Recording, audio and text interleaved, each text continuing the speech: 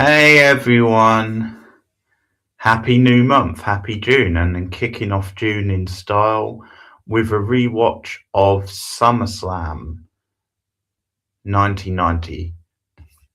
As MOT said in the chat, hey and MOT, hope you are well. The heat has returned. Not the most original tagline, but the heat has returned because it's summer season, and this is a good one to revisit. Hey MOT, he's back. How are you? Yeah, it's on Netflix, so nice and easy. Plenty of people have Netflix. And I don't know about this show. I think it's a solid show, but overall, I definitely prefer 89 to this one. I might even prefer 88 and some other SummerSlams. But this is definitely a solid show. It might even be a little bit underrated. But we'll see. I've got some images which I'm going to put on the screen to accompany it. But if you have Netflix or have access to a VHS of it, knowing some of you, then stick it on. Yeah, it's solid. I think solid is the right word. I'm looking forward to rewatching the tag title match for one. Okay, well, let's start. I've got it paused at the start. Get ready for a Vince McMahon meltdown in the opening intro package. If there's one thing that man was good at, it was this stuff. 3, 2, 1, go. Federation Brands. He loves his double main events. He's orgasmic over them. Oh, I love Earthquake. R.I.P. So underrated, Earthquake. The Ultimate Warrior. Ravishing Rick Rude. Steel Cage. SummerSlam.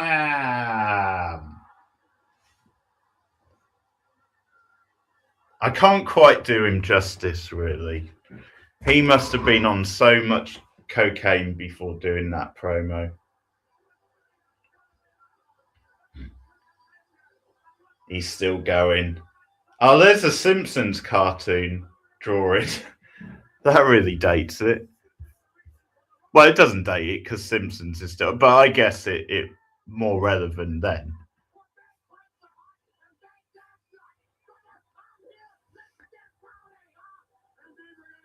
Yeah, I think you're right, which is very sad.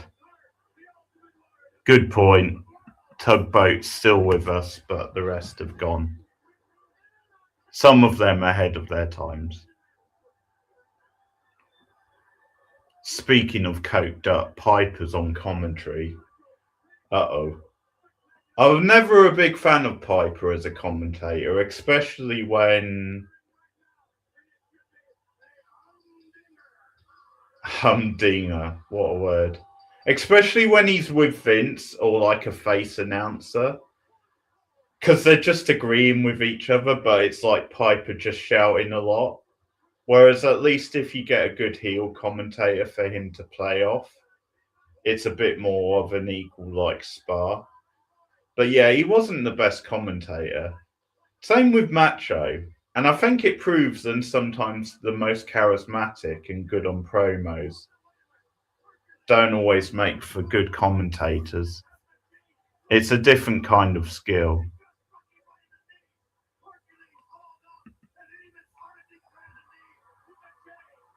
With the chain.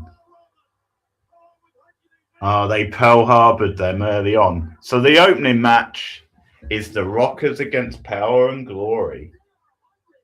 This is not long after Power and Glory debuted. And the Rockers always were well placed, I think, in the opening match. Because they're a good, like, opener to get things off to, like, a fast-paced, exciting start. Some pretty spectacular double team moves.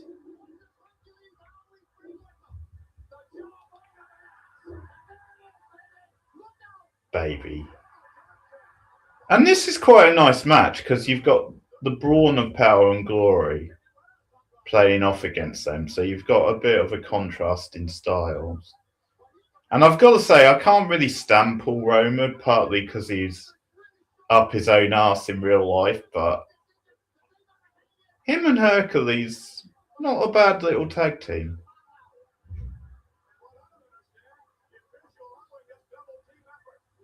They didn't really last that long, from what I can remember. Slick in their corner.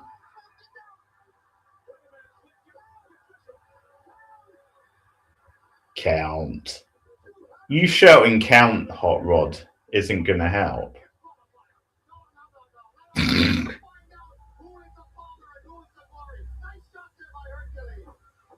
Piper calling Vince out.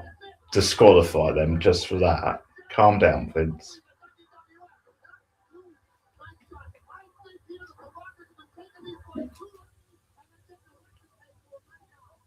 I wouldn't have made them like a top team, but I could have seen maybe you put the belts on Power and Glory, maybe just for a short 2 or 3 month run. Maybe just transition champions.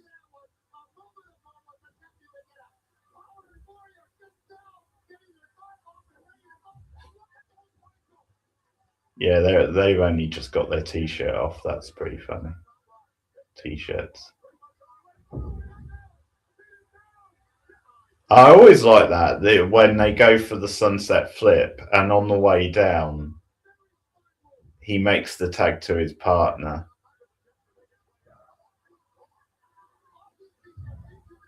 You don't really see that anymore.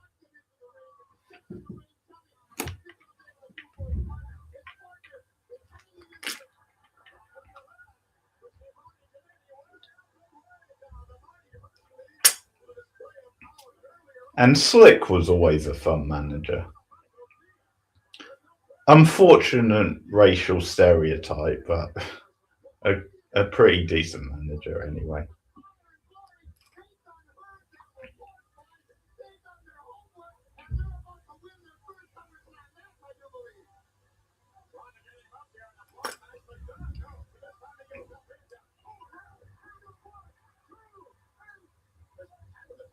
Oh, that was a little sloppy.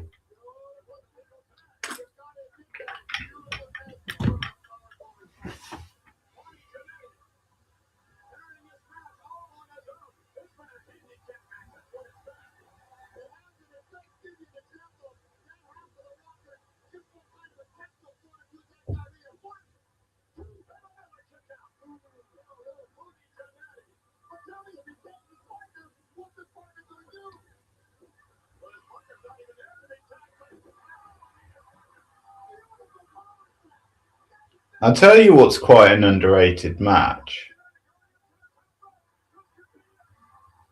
Come on, Jannetty, you're wasting time. Marty Jannetty, Rick Martel, they had a match on TV, which was on one of the video compilations. Can't remember what it's called, but that's a really good match. It's probably available on YouTube now, that match. But for one-on-one match, it has to be one of the best Jannetty matches I've seen.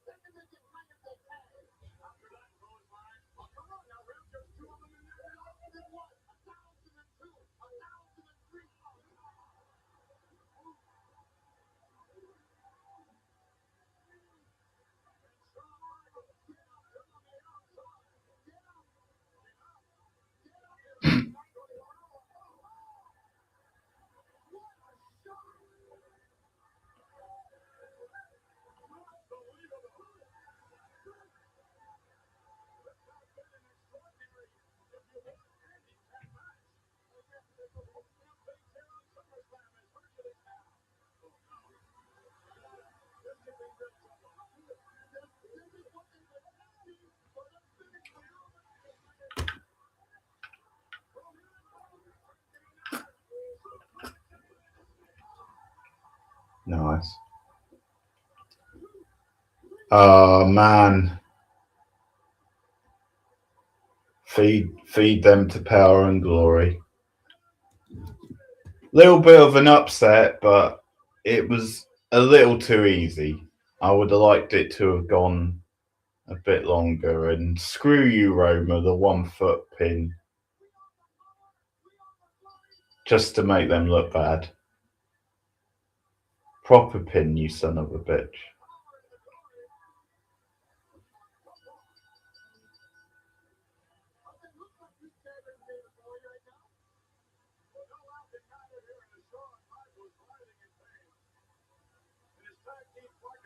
Decent opener, but it would have been better if they'd given it a few minutes longer. It wasn't very long, that.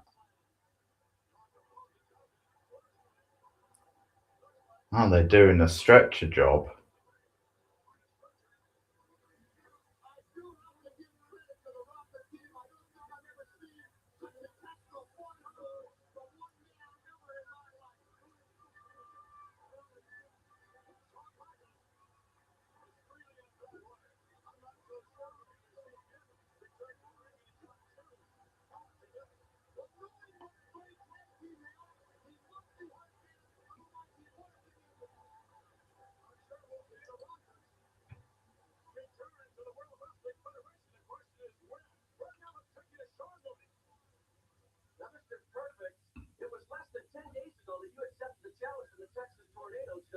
Sean Mooney, great interviewer of the time, host, now has his own podcast, as they all do.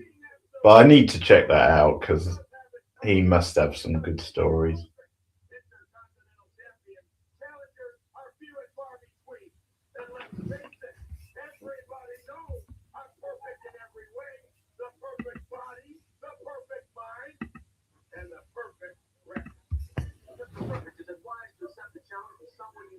Bobby Heenan's coat jacket thing is a choice. He looks a bit like something out of Dallas.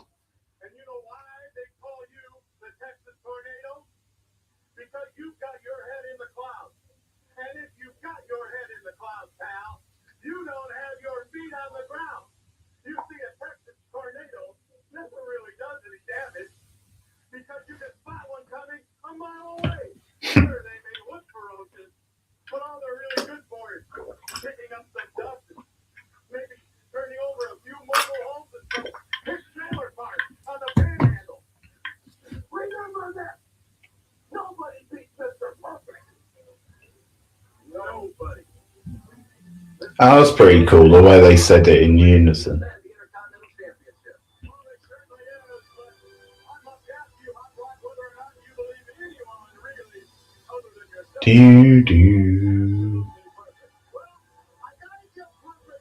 One of my favourite themes from the time, the Mr. Perfect theme. And of course, even though the Tornado was pretty much a veteran at this point, because he's new to the WWF, they just act like he's a newcomer, like he's a rookie.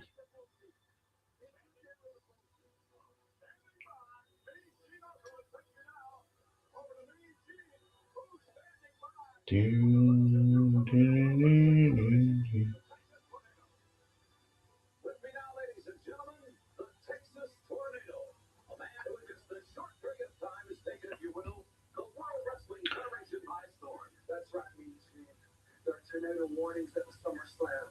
But the only tornado you have to worry about, Mr. Perfect, is the one that's going to come out of that black cloud hanging over your head right now.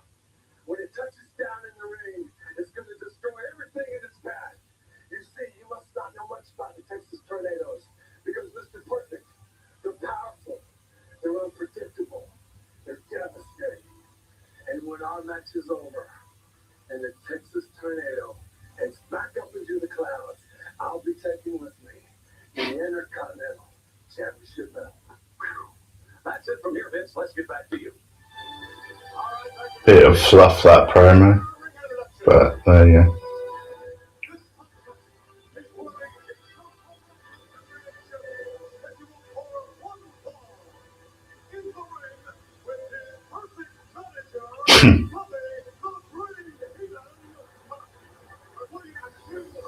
The perfect manager indeed.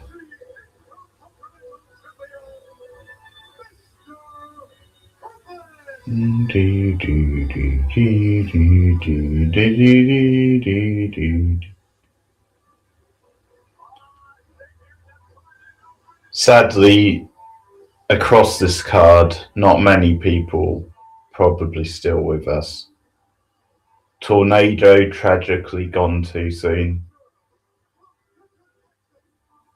Perfect 2, he was probably a bit older, but still too young, and Heenan also sadly gone. So RIPs all round.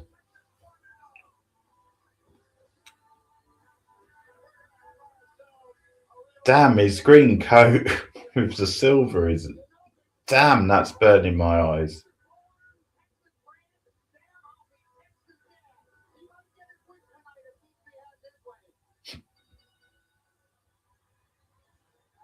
Boobsy. I do like that.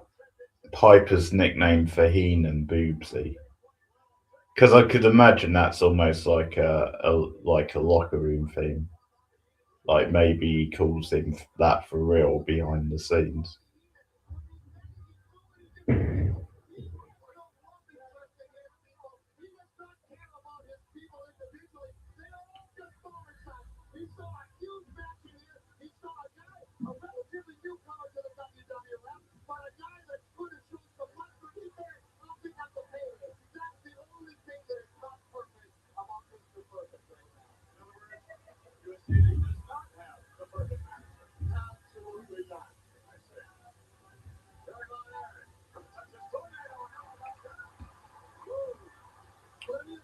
So really, we start with 2 upsets in a row. Because the opening match result was a bit of an upset. And we get probably a bigger one in the IC title match.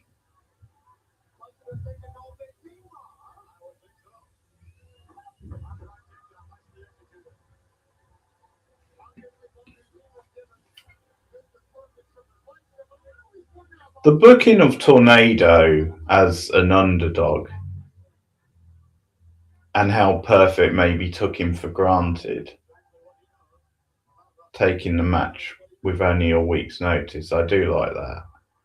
In a way, it protects Perfect because it makes it look like a little bit of a fluke. I feel that's a WWF thing. It's almost like, well, you've only just come in, so we're going to put a little bit of weight behind you, but maybe we won't go the whole hog. But also, it does make sense. It's like he took him off guard.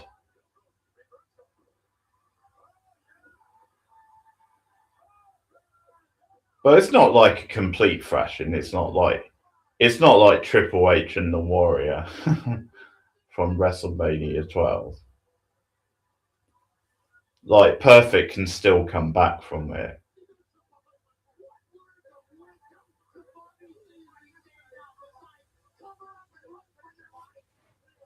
And he did.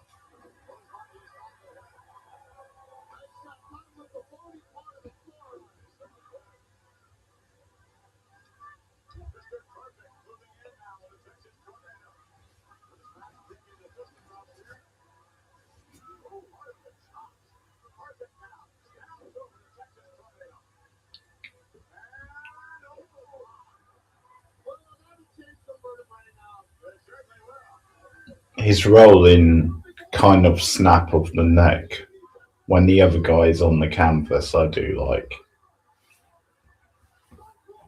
Different way to do that move.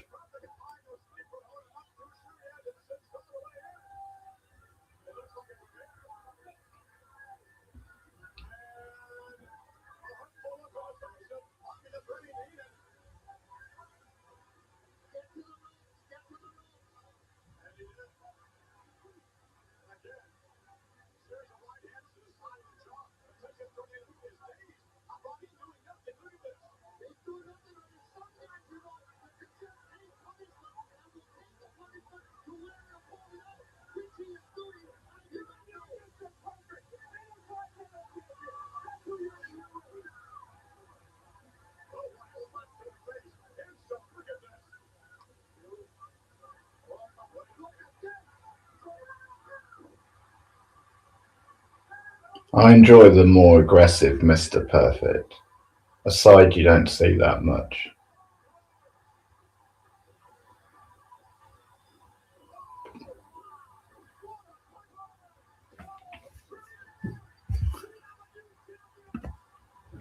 Another pretty quick match.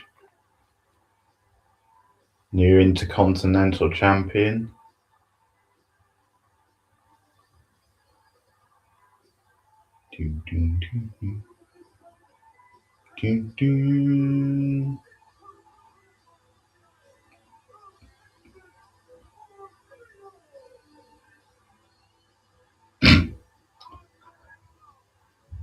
That guy in the crowd looks very 80s.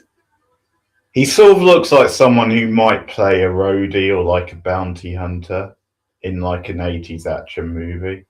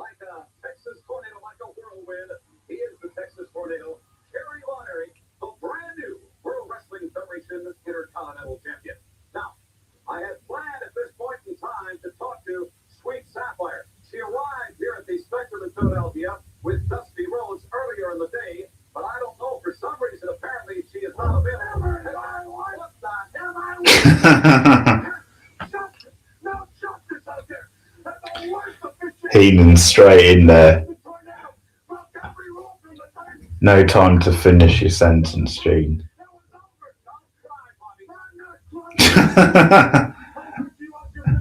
Don't cry, Bobby.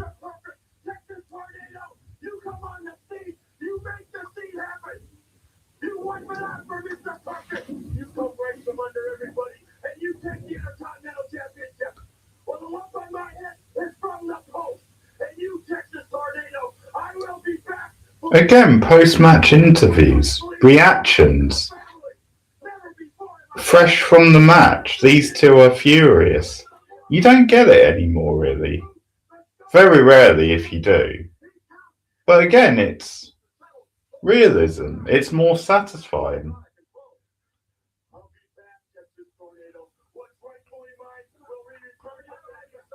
I don't want too many of them. Like, I don't think every match should have its like interview or post-match interview, but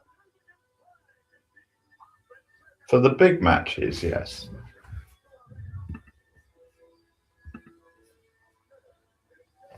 Well, there's only one contender for outfit of the night, and it's this one.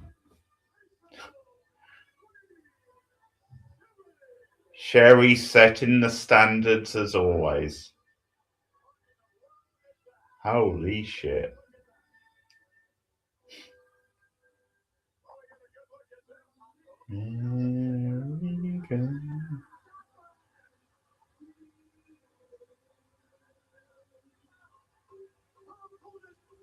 The Wicked Witch of the West has nothing on Sherry.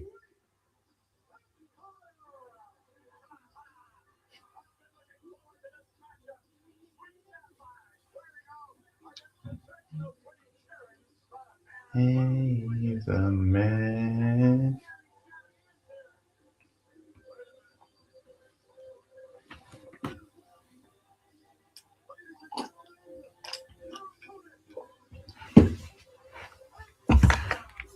Yes, brown sauce has disappeared. Is it brown sugar, I think? Sapphire. Maybe we should get Leslie Nielsen on the case. We can dream.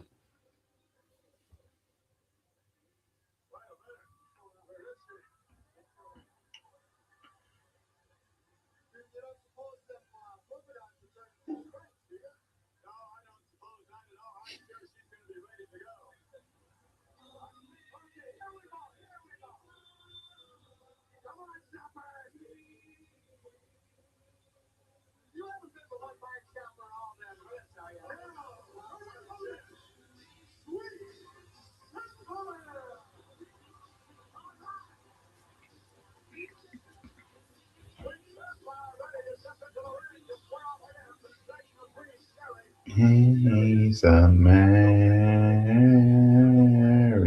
dream.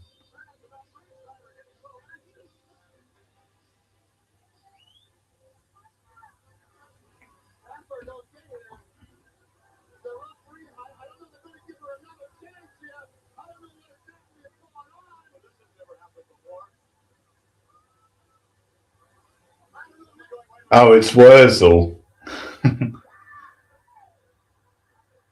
OSW favourite. He does look a bit like Jim Bowen, they're right. The host of Bullseye.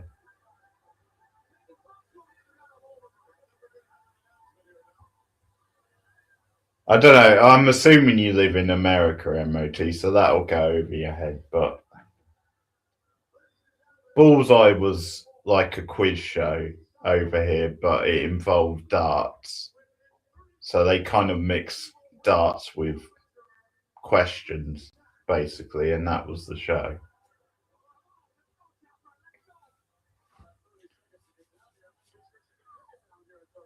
And the host, Jim Bowen, looks quite like this agent who's just come to the ring.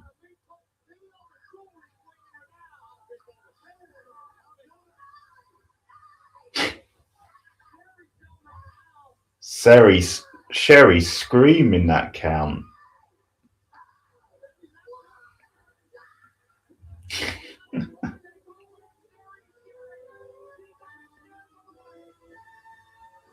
She just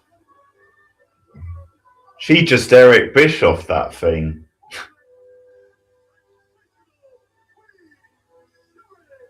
That's a victory as far as she's concerned. I love it. She stole Elizabeth's theme. What a heel.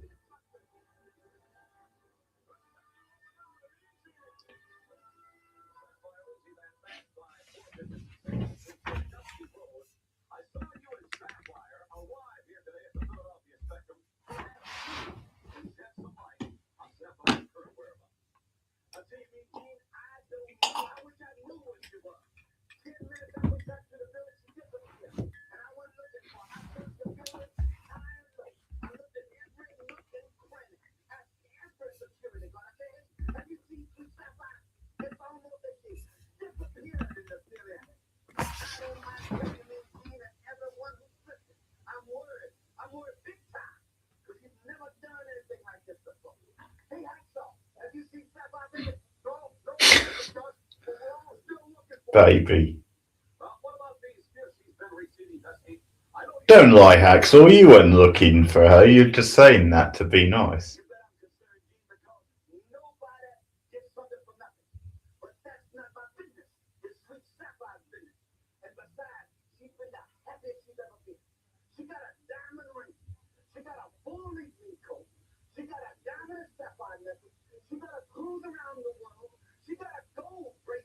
Yeah, she probably got them from Ted DiBiase.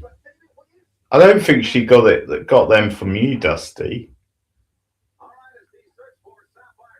And stop being sexist. That's all women want, in your eyes. Bloody Dusty.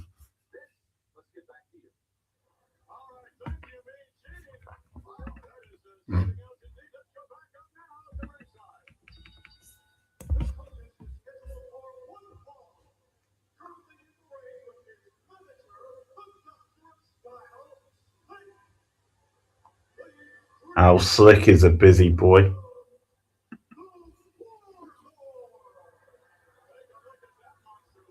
I don't have an image for the next match, but it's the Warlord against Tito Santana.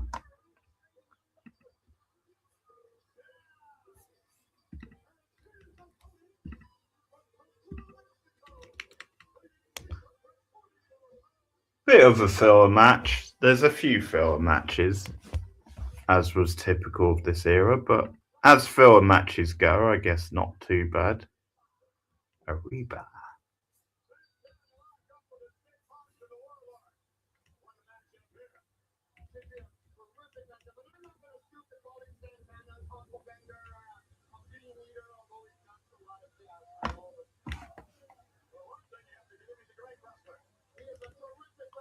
Probably after the Hart.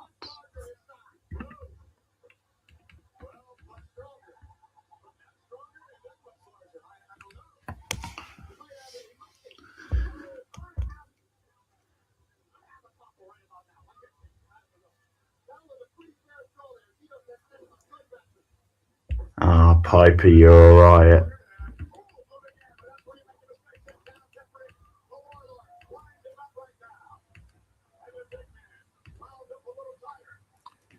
I've got all those. That must be that one.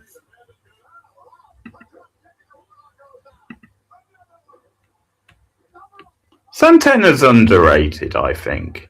He was never going to be a top guy, especially in WWF, but he's a good tag team wrestler, and he's like a solid mid-carder or a good enhancement guy to feed to like someone who you're planning on giving a big push to.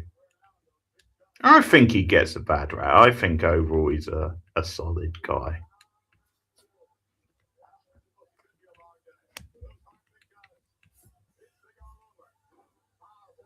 Big or over.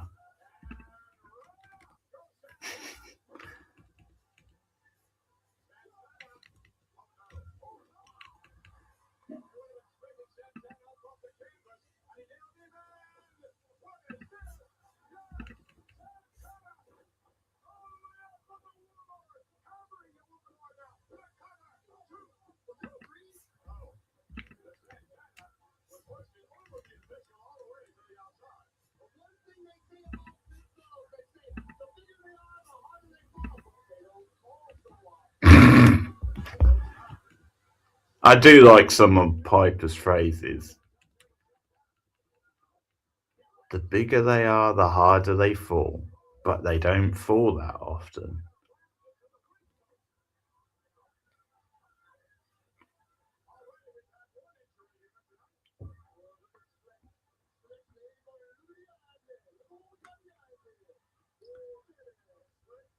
Oh, Piper, please shut up.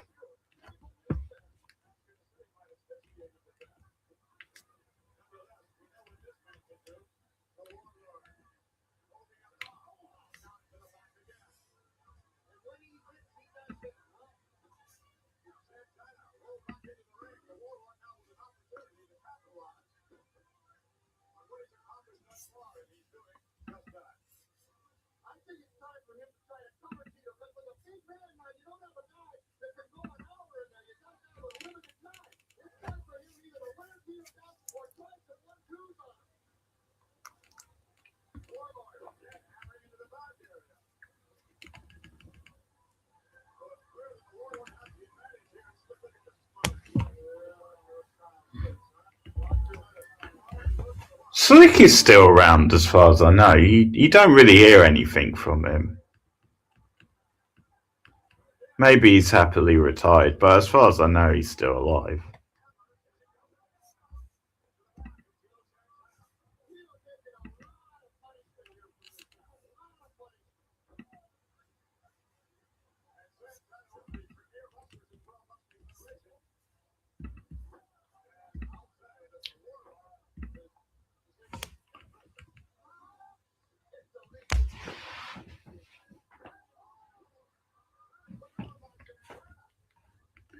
I think Tito has that Coco Beware thing,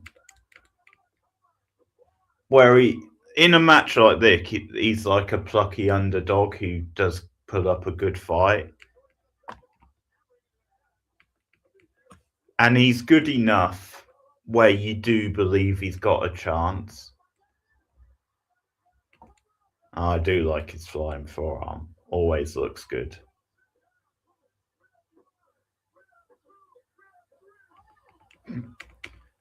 Like, it's not like some guys where you think, yeah, you're just here to job to him and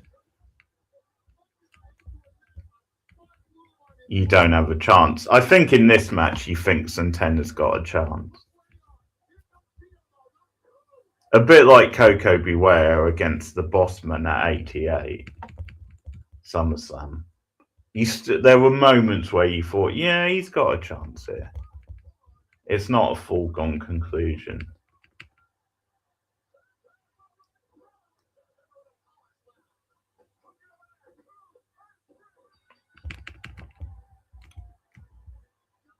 But the power told.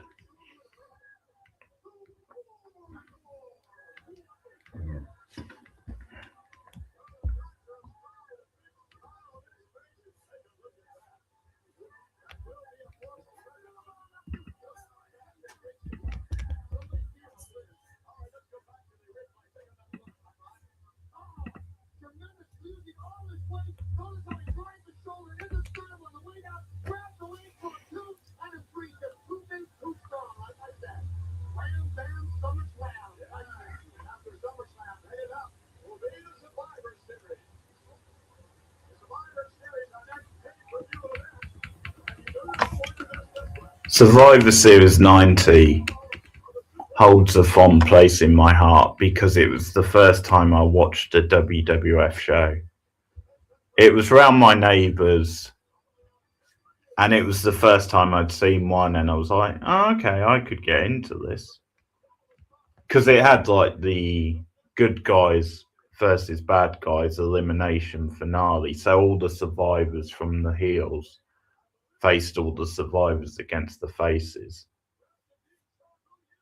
And that kind of sold me to, yeah, I could get into this wrestling stuff.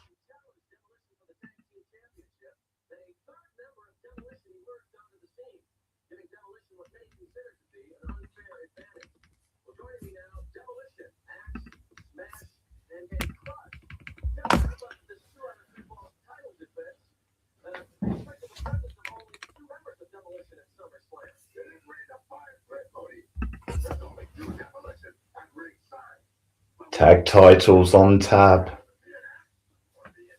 A rematch from SummerSlam 88 too.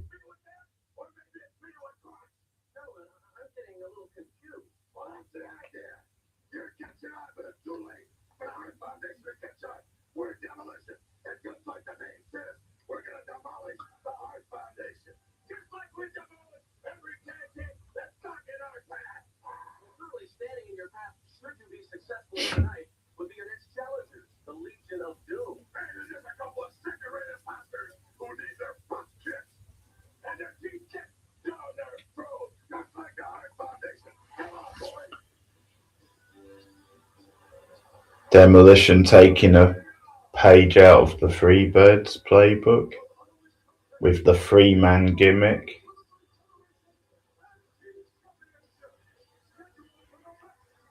Here comes the smasher called Demolition, walking disasters.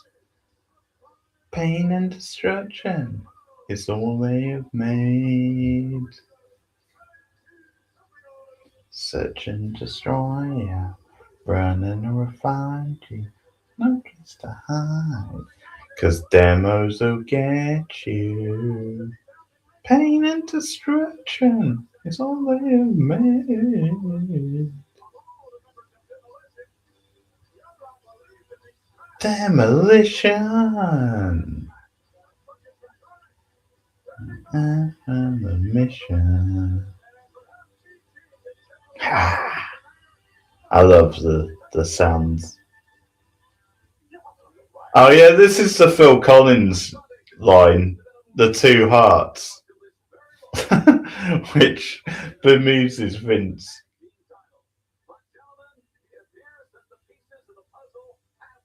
What a random thing. I wonder if Bret Hart came up with it or if it was scripted for him.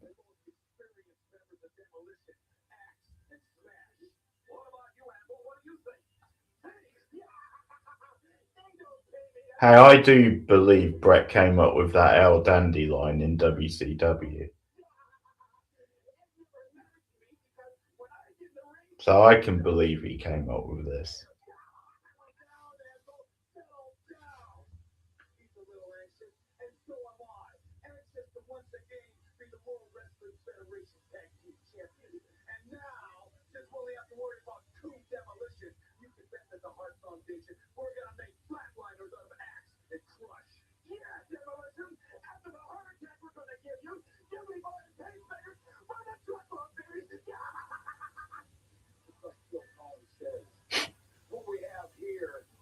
Hart's beaten as one. He says it so deadpan as well.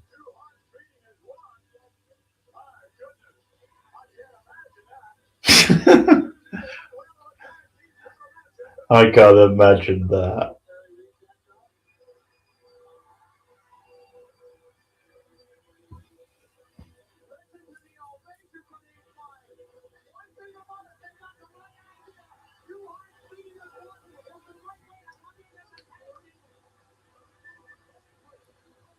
The pink and black attack.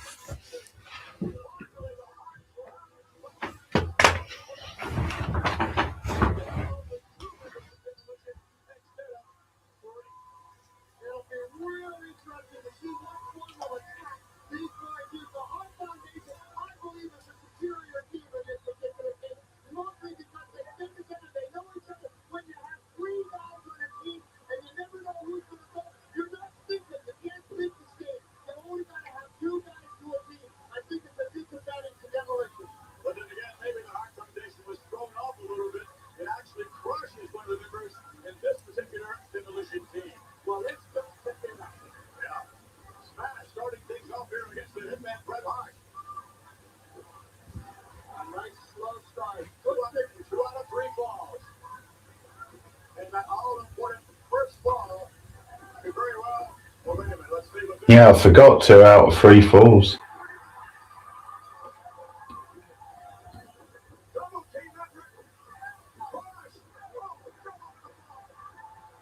Adds a bit of spice as well as the 3-man factor for Demolition.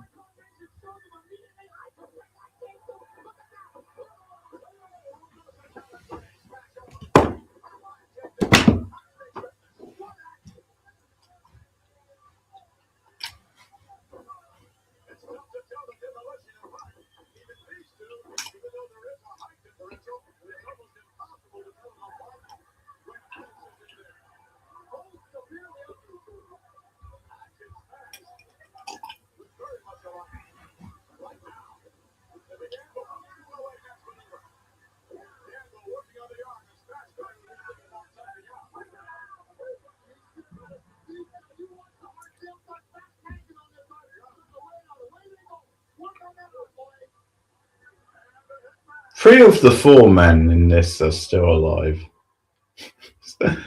So it's pretty good for this show. Both Demolition are still alive as well. And the referee's still alive.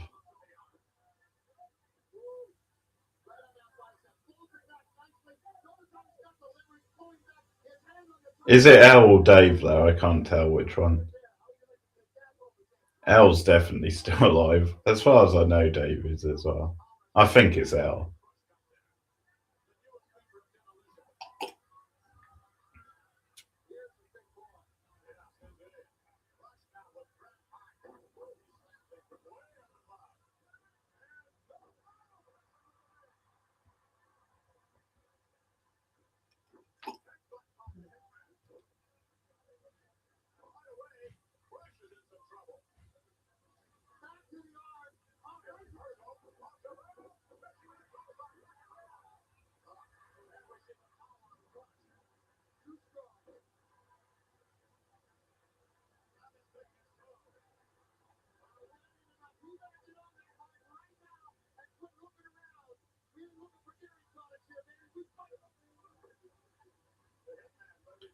Dairy products? What the fuck are you talking about, Piper?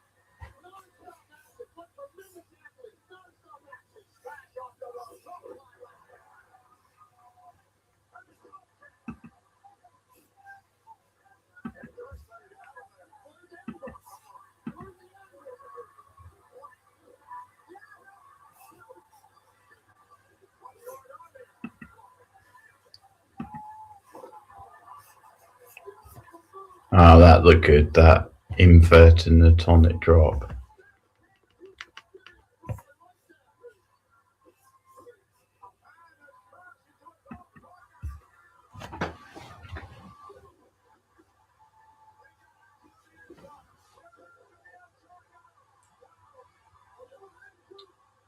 Everything Brett does is so crisp. You can see how he was sort of leagues ahead of everyone in the company, really, when it came to this stuff at the time.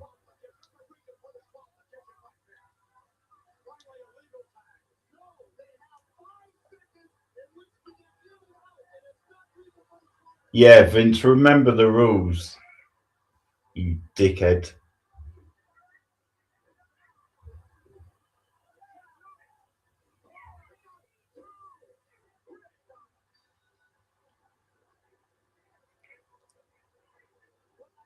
One nil to the Heels.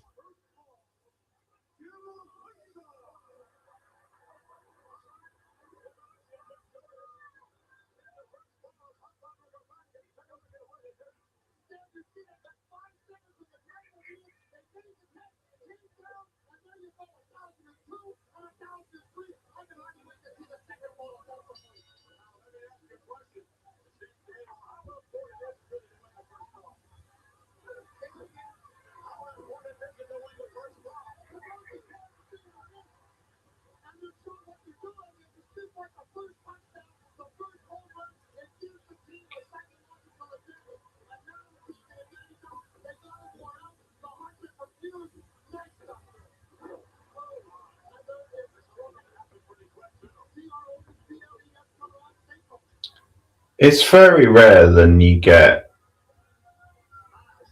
someone or a tag team winning 2 straight falls in these things. Well, when I say I mean winning 2-0, so the other side don't get any. To the point where it's just like a surprise. Because it happened at Rumble 88 in that 2 out of 3 falls match. Which for some reason they put on as the main event.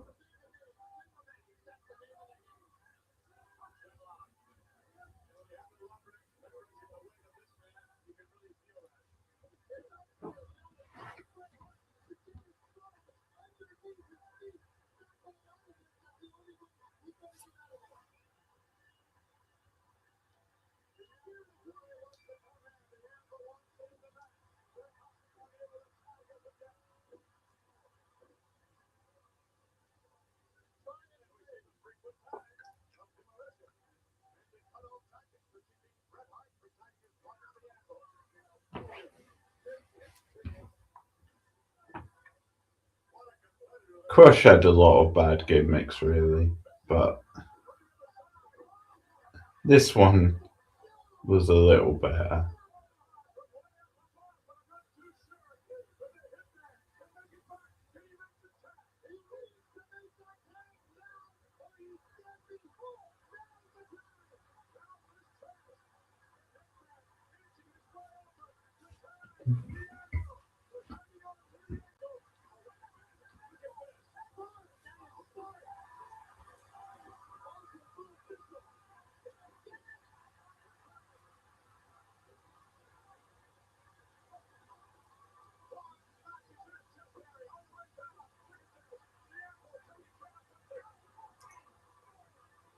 It's a little different how it's Amthor who's sort of the hot tag.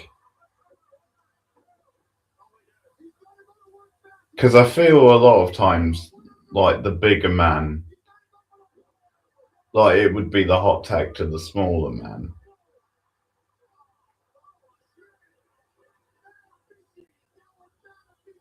But I think they do it that way because Brett's the better worker.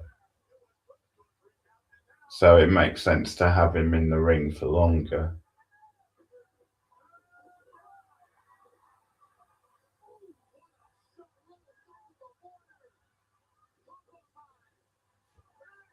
Nice double team.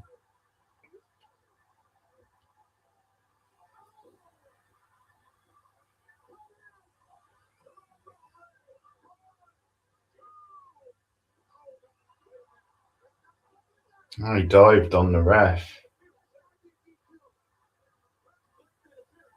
Jesus. Calm down, Crush.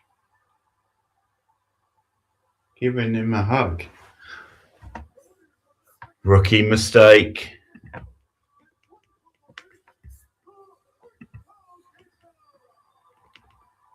The Hearts are back in it.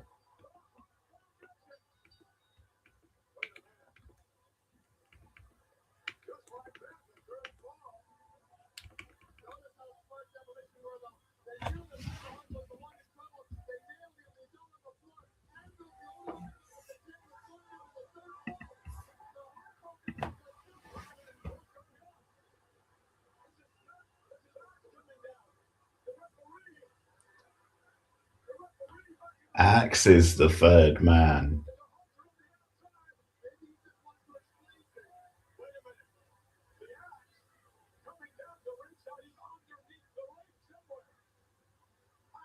I was wrong earlier because sadly Crush is no longer with us. I was forgetting it was Crush and Smash, not Axe and Smash. Axe and Smash are still both alive. I'm happy to say.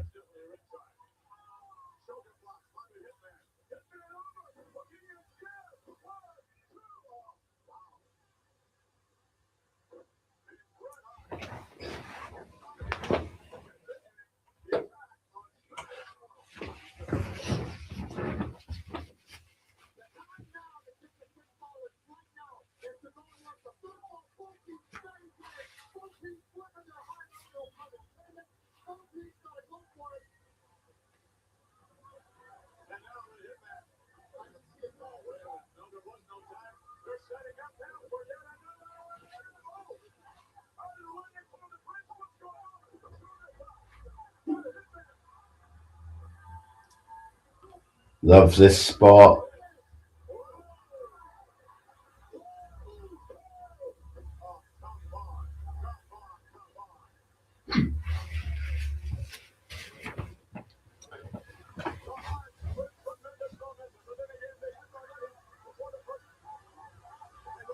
The old switcheroo.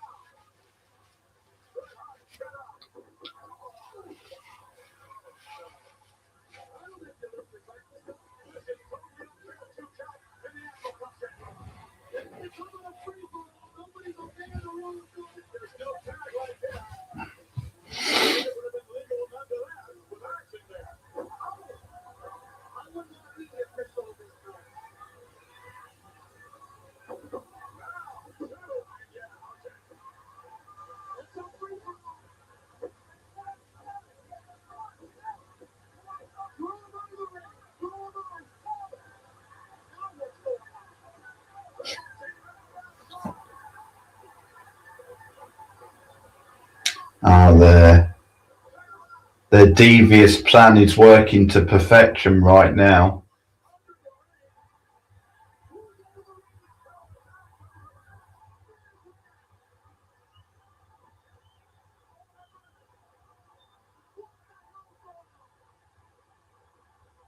LOD stands for lookout dummy, according to Piper.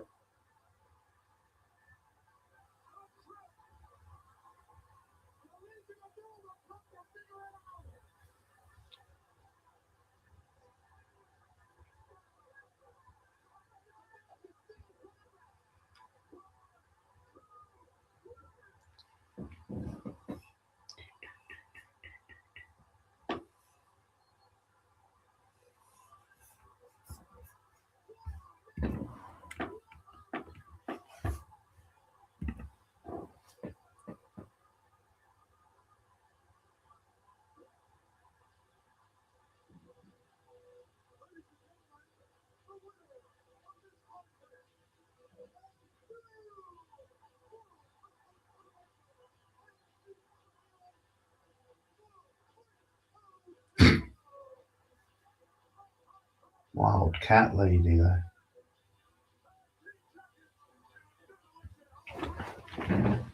Champions again and well deserved. Best match of the night so far. Quite easily. They had a good match at Summerslam 88 as well. My only nitpick really is the now OD were involved in the finish and it came off as a bit of a fluke. I guess they're doing it to set up the LOD Demolition feud, but you could have had the Hearts go over clean and then just had that happen after the match or something, or on TV.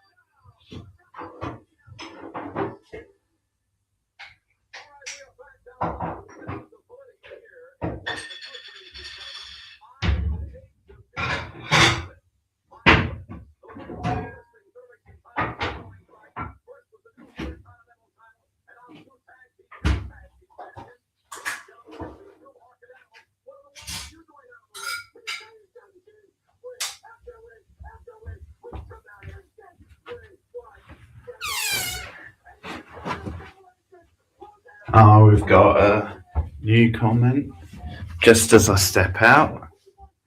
Hey James, how's it going? Welcome to the stream. James says, is things really as crazy as they are saying in the UK? Oh, okay, no.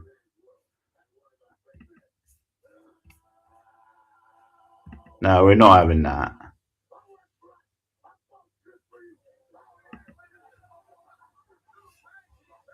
Nothing to do with this. Not getting into that stuff.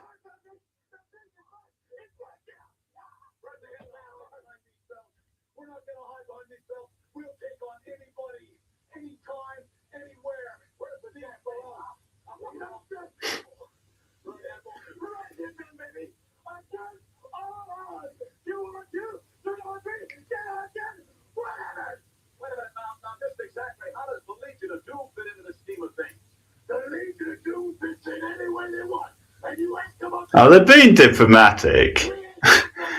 It's like, we're not going to outright say, okay, give us a title shot right here and there. They're going to be nice to each other in the interview, but that's for down the road.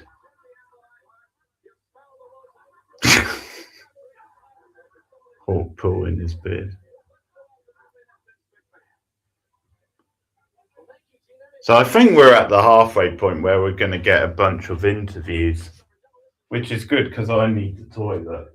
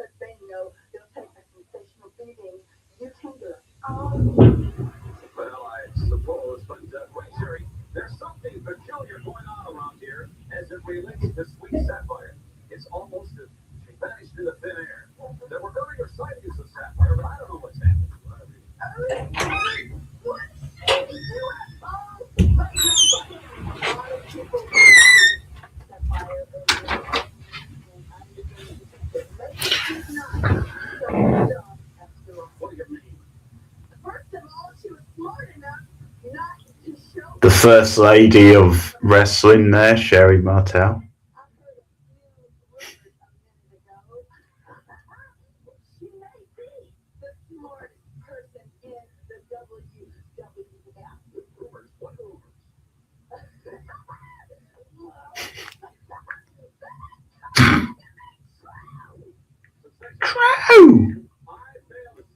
Her wild laugh is great.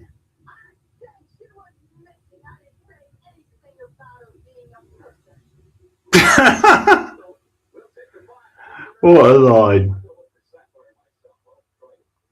The delivery was great. By the way, I'm planning a Sherry Martel video. Speaking of her, definitely one of my favourite female performers.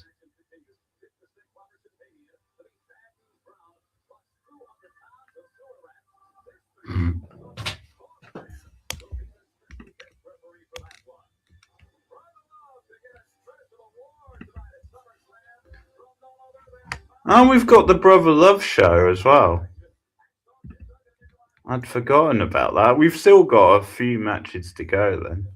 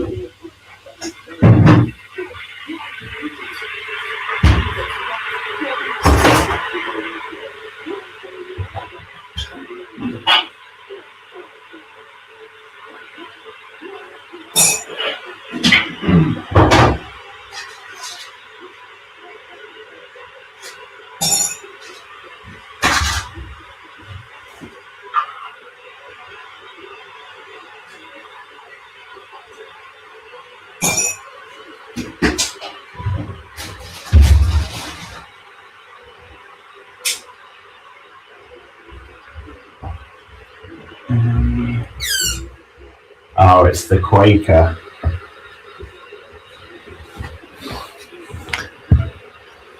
I thought by the time I got back, they would be on to the next match, but oh no.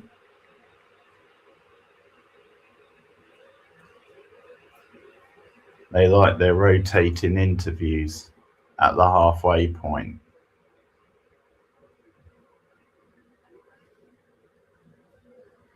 I might run it through some of this stuff. Just listen to Jake and then I might run it through.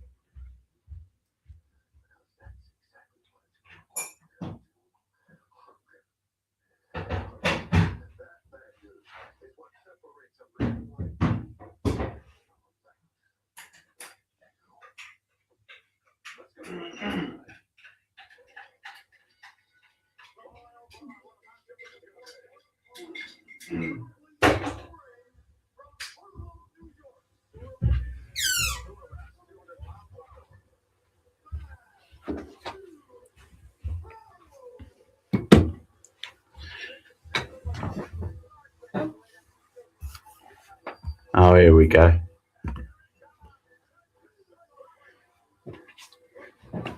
It's the rats versus the snake.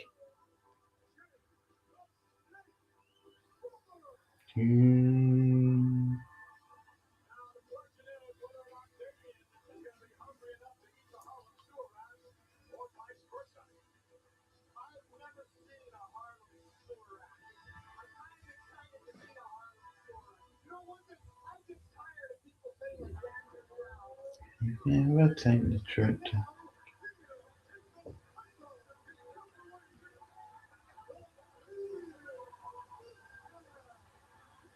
You'll be serving hard times.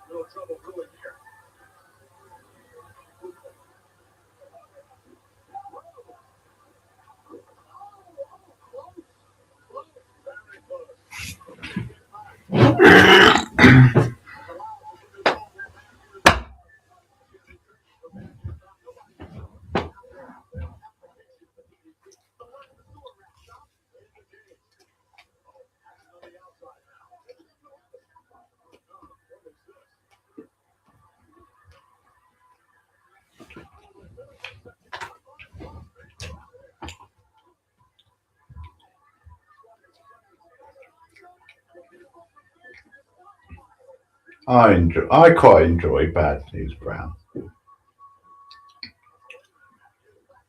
He gets a bad rap. Him walking out on his teammates back-to-back Survivor Series is so good.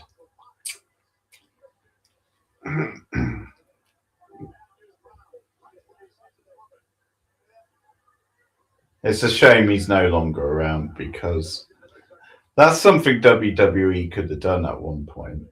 If he was still around, I'm not quite sure how long when he passed away, but they could have brought him back just for a gag. Like they could have brought him back at Survivor Series and had him walk out on his team again. That would have been gold.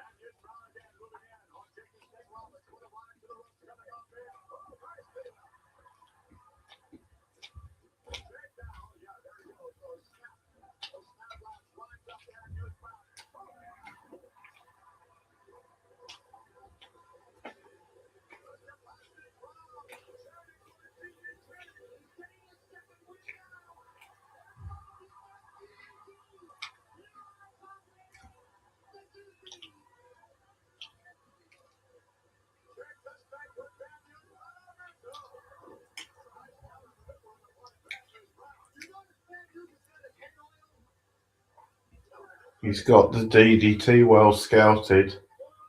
Gotta give him that.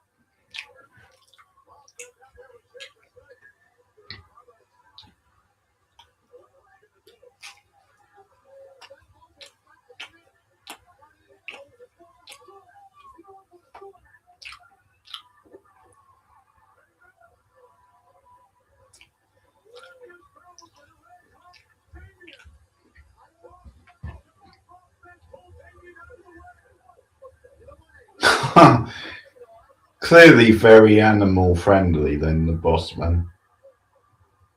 Reptile. Very reptile friendly. That was considerate.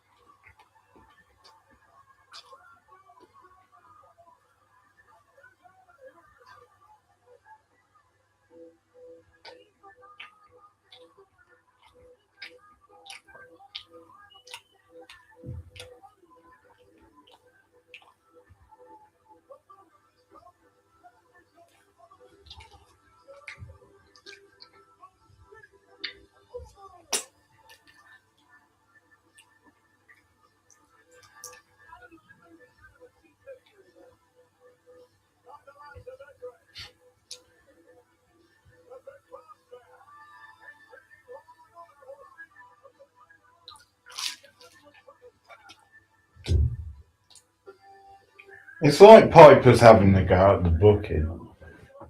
Bit of a cheap victory there.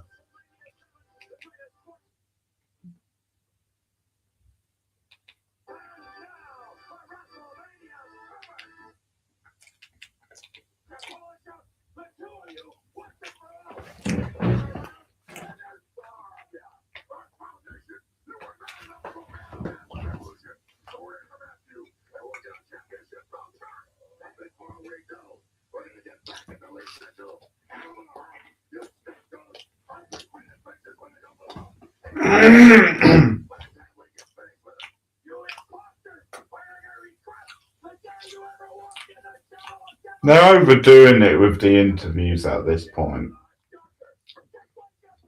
Because they packed in a bunch of them for the halfway point.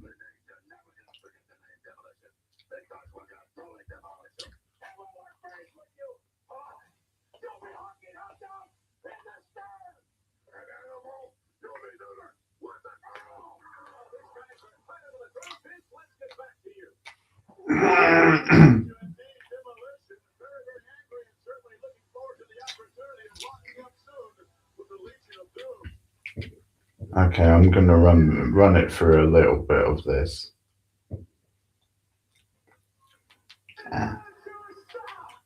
It's the Brother Love show, everyone. Sergeant Slaughter.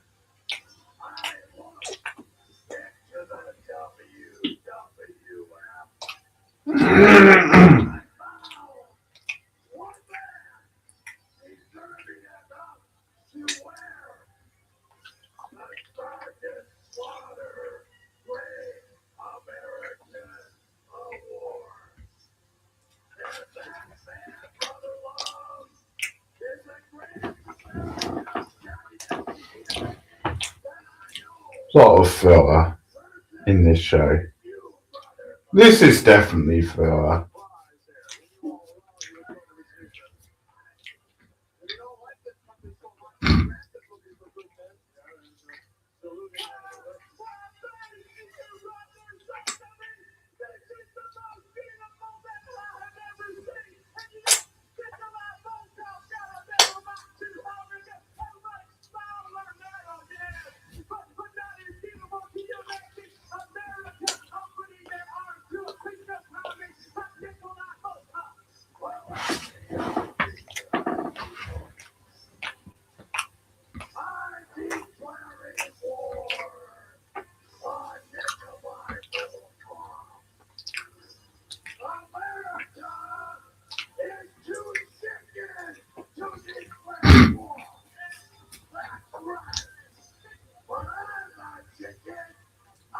It's funny how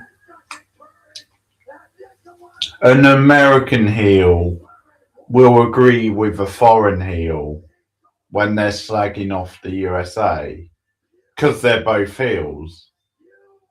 But a lot of times WWF, especially this era, they're ramming down the pro USA message down your throat.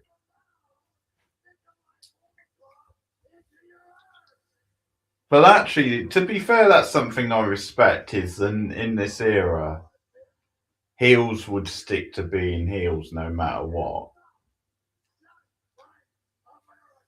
But I feel that changed over time.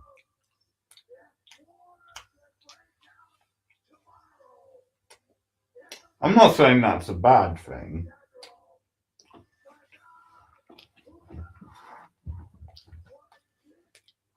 But with stuff like this, maybe it is. I don't know.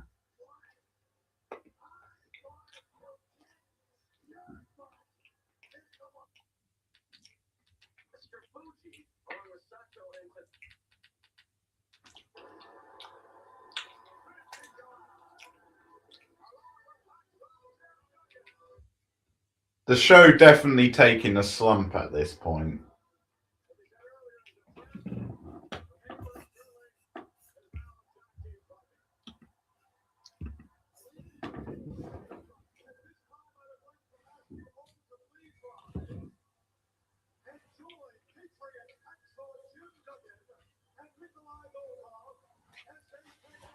It takes a slump and then I think it picks up a little bit for the end.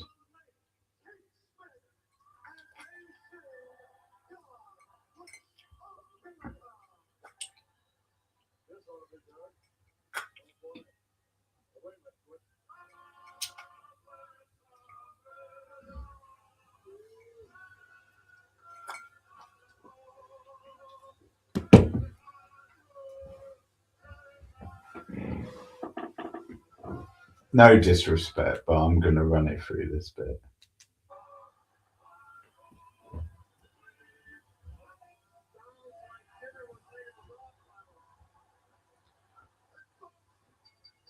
So we've got Hacksaw and Nikolai, new allies against the Orient Express.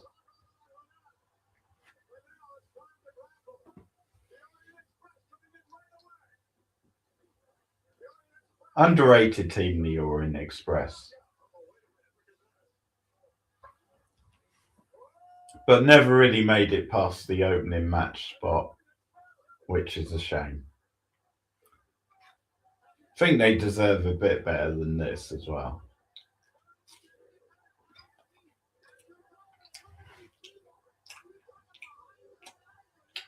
Their match with the Rockers at Rumble 91.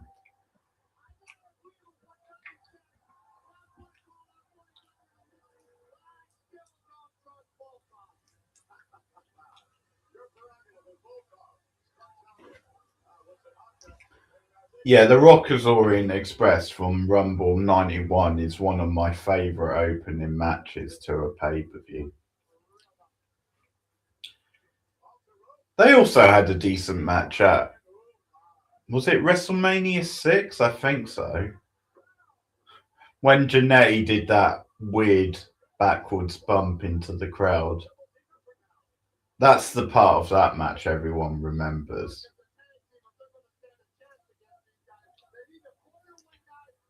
But that match wasn't as good as Rumble 91. Rumble 91 match was excellent.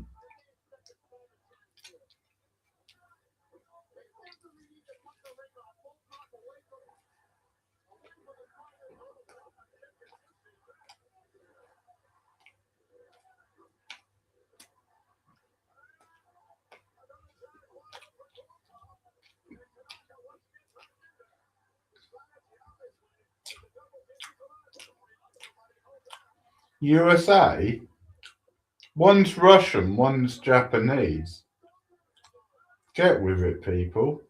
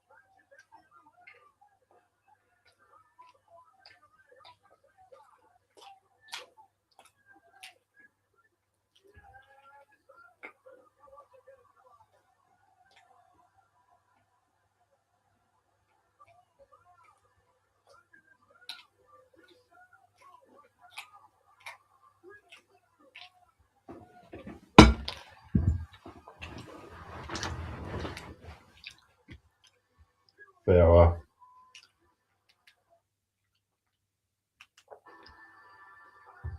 The Orient Express deserve better.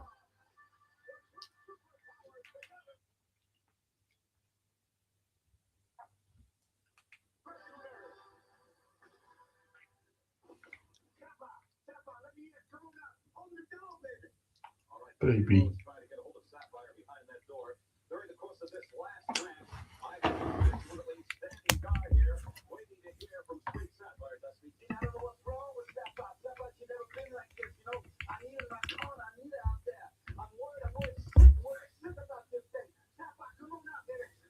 Come on now, baby.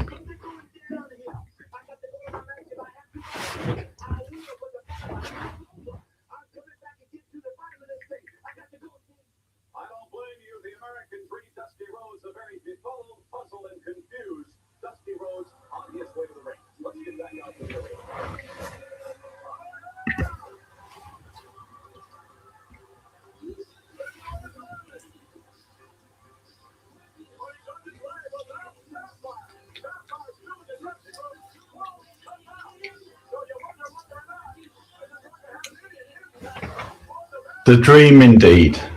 Welcome back. He's American dream.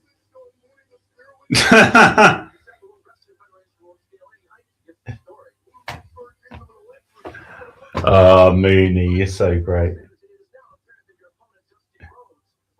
Mooney's on like a step ladder or like a bunch of steps because Macho's on his throne, so he has to get on the steps to be high enough to interview him. That's great.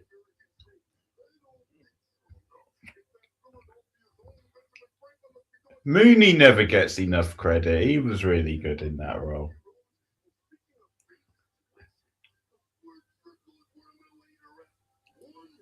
I think maybe he gets overshadowed by Gene because Gene was like the top kind of interviewer at the time and for a long time. But you always remembered Mooney.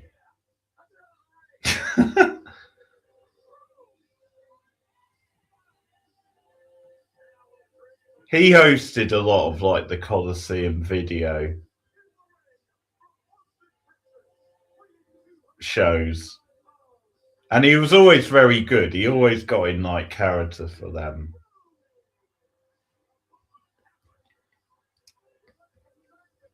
I remember hottest matches throughout the tape. He gradually got hotter and hotter,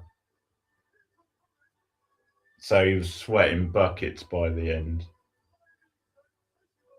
It's good stuff.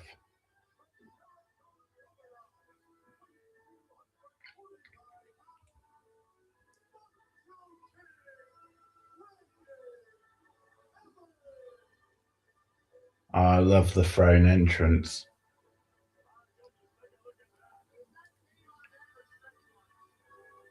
It's a toss-up. Do you prefer Macho Man as a heel or face? It's very tough. I might prefer him a little bit as a heel, but I love him as both. But yeah, something about him, just a little bit more of an edge as a heel.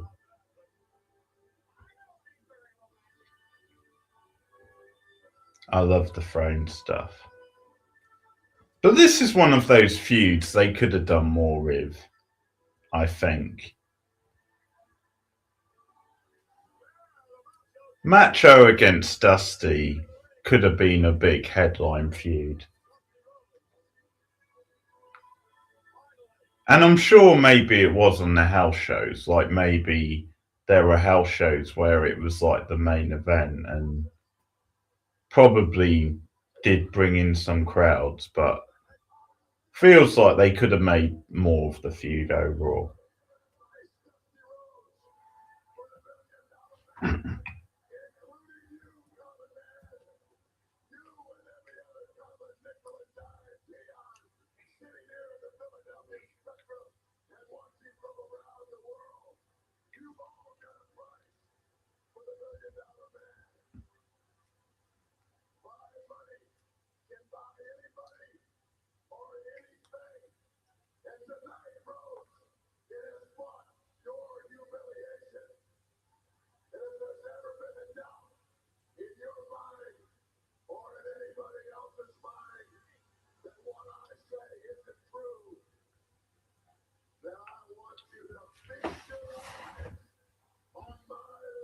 We all know what's coming. Money.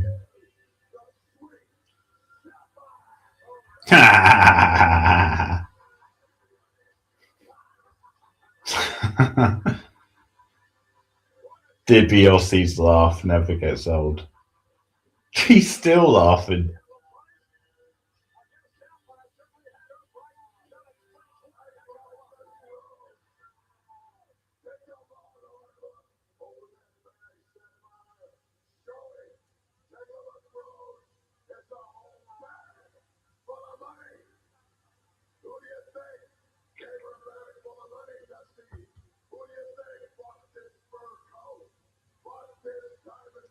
That's what I said earlier. I told you it wasn't Rhodes.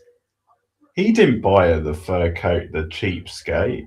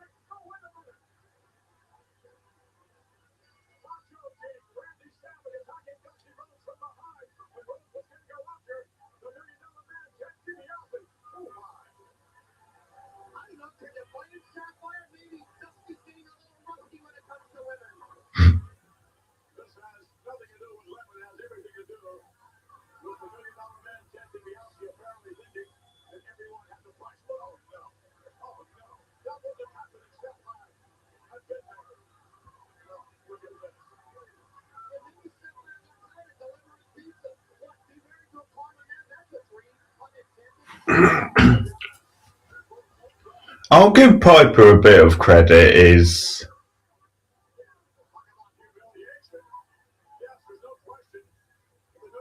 He's at least playing an antagonist at times to Vince. He does take up for the heel sometimes, like, or he'll put the other argument through. So I'll give him a bit of credit for that.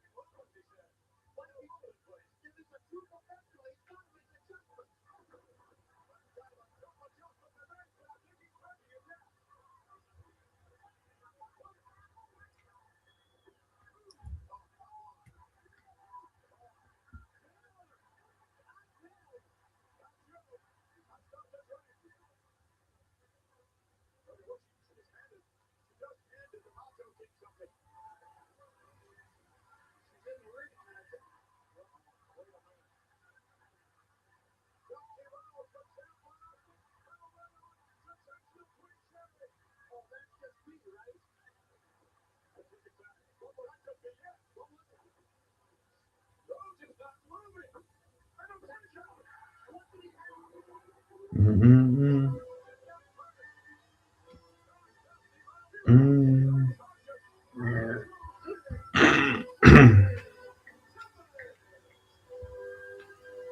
I'll just plug this now before the stream finishes later, but tomorrow night over on my other channel, Film and TV channel, Bored Now, just called Bored Now, I will be watching Batman 89. So that's the Tuesday night stream over on my other channel, if anyone wants to join for that. And there will definitely be more Summerslam watches. Probably do more Mania watches. And I have plenty of videos coming up on this channel, including my WrestleMania themed music clips type vids, which I've started.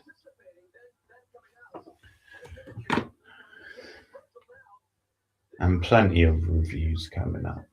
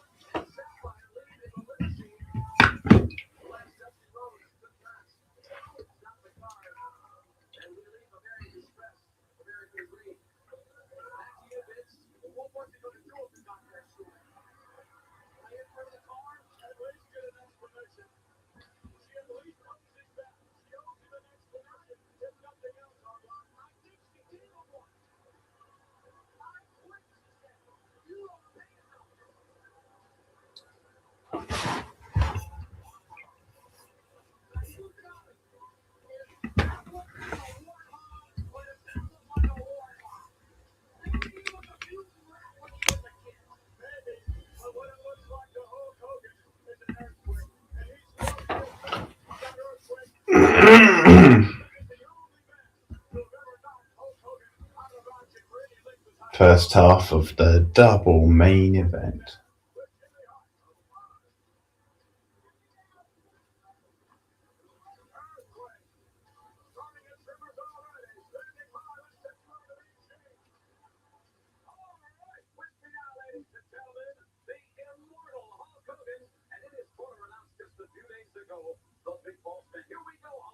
Damn, Bossman's busy on this card for someone who doesn't have a match. He was refereeing the match earlier. Now he's in Hogan's corner.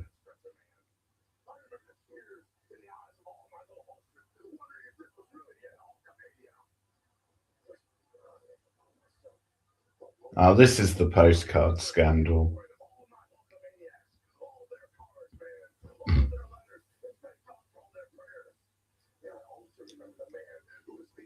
Man.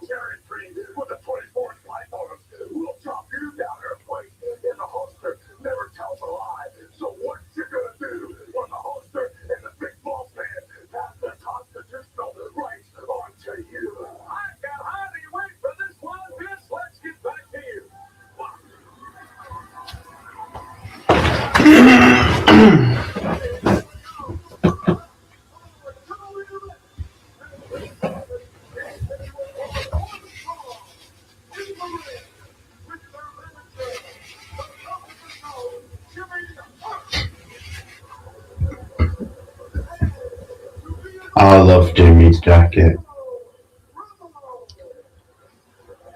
The Canadian earthquake, as he was known for a little while.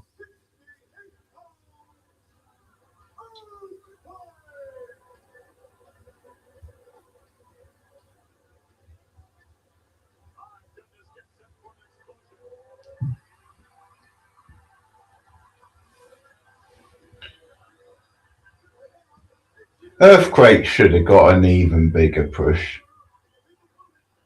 That guy should have been world champion, bearing in mind the era he was in.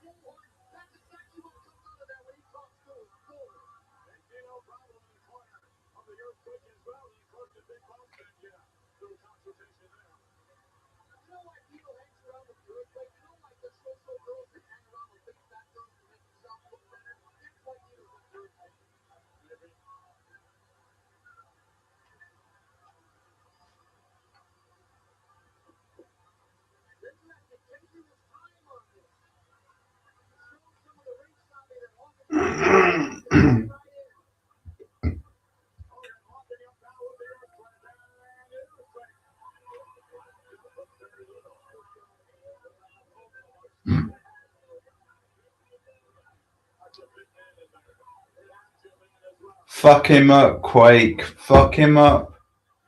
Fuck him up, Quake. Fuck him up.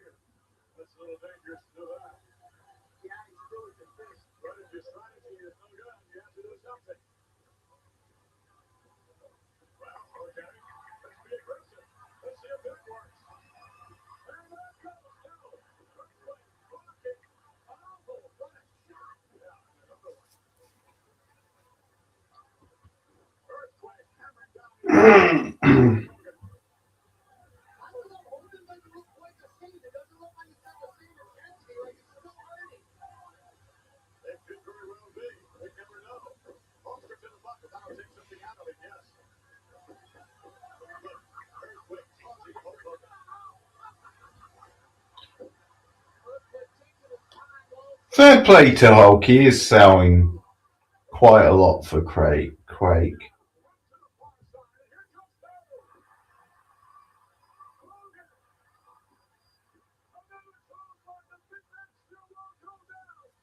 More than he did for some.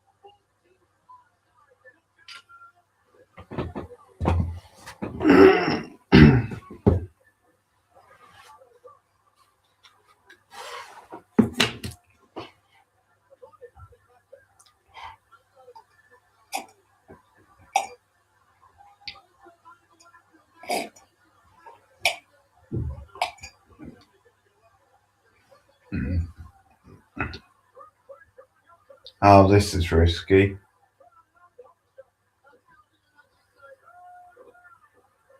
You got it though.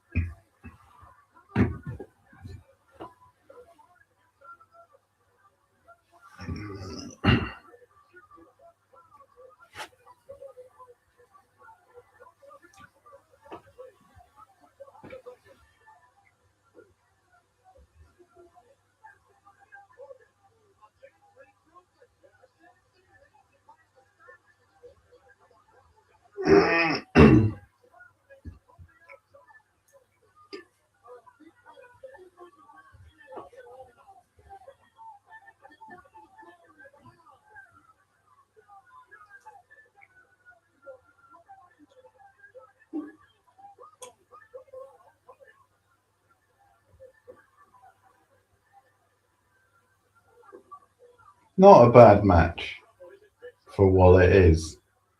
Pretty good heat as well. Bravo and the Boss Man do add something to the match.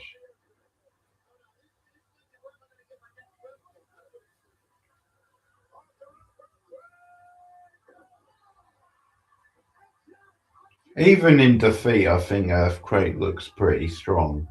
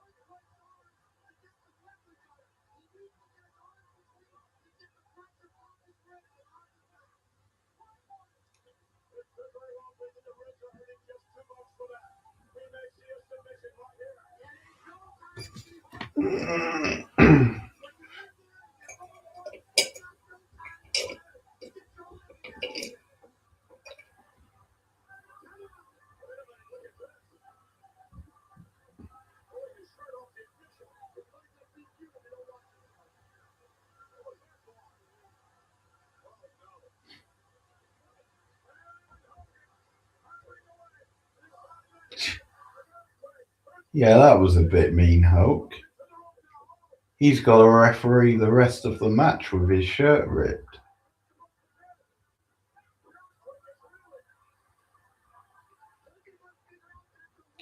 That heel side coming out.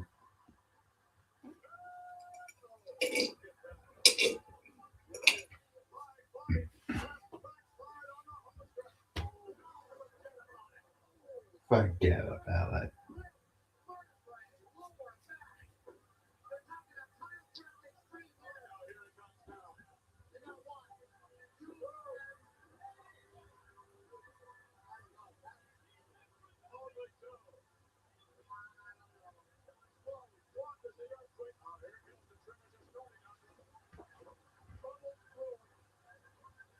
That was a bit of a half-hearted shoulder up from Hogan.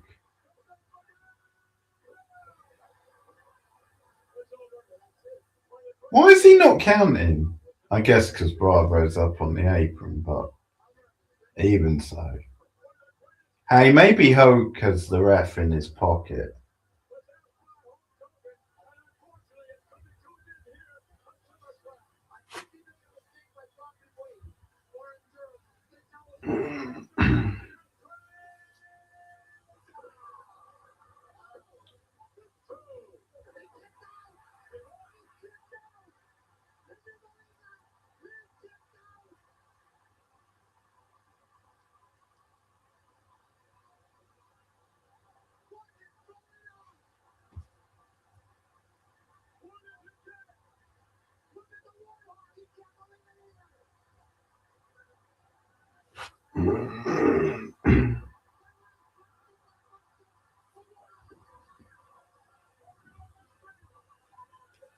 You.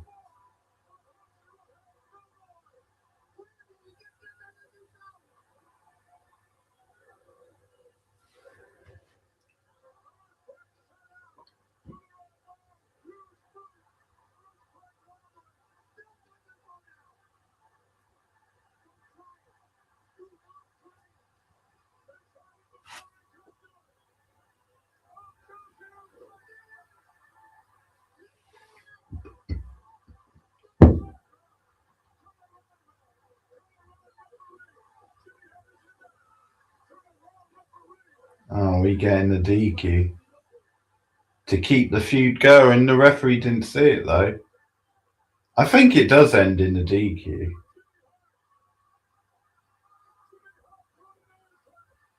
I get he's fatigued, but I can't believe throwing Hart on him took him off his feet.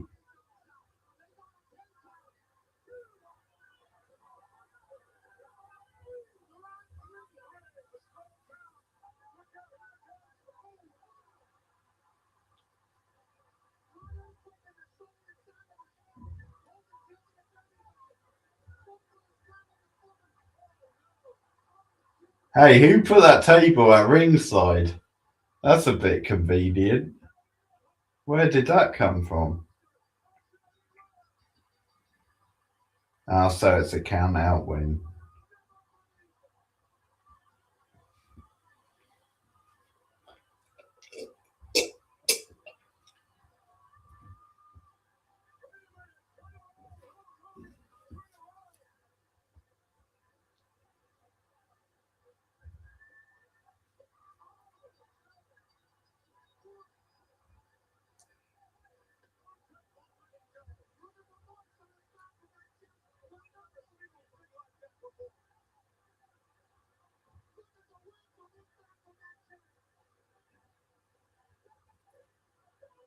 Earthquake is a beast.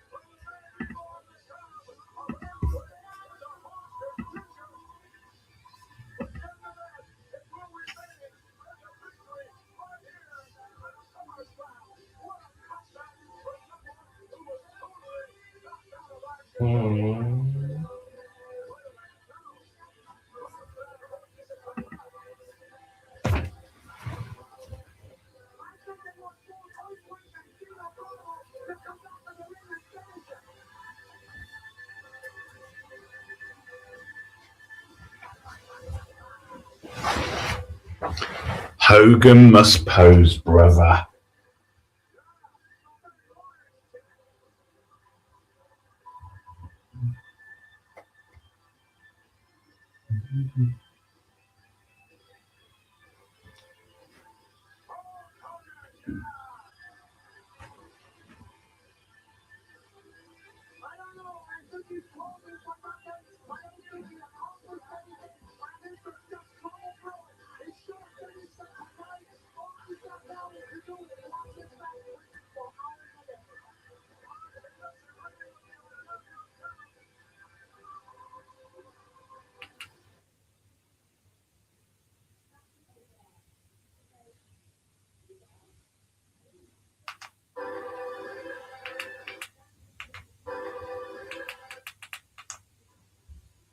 But like it does so many times, art imitates life. And your life is about to change, Ultimate Warrior, because you know nothing about a steel cage match. It's my kind of match. I got tonight, Warrior. You won't be able to run. And you won't be able to hide. After you make your entrance, the steel cage door is slammed behind you. It will symbolically seal your fate. And I will become the next World Wrestling Federation champion and take my rightful place outside the spectrum next to the statue of Rocky Balboa. You see, Warrior, Ravishing Rick Rude beat you before, and tonight he's gonna beat you again. But this time it's gonna be inside of a steel cage. The most grueling match in the world.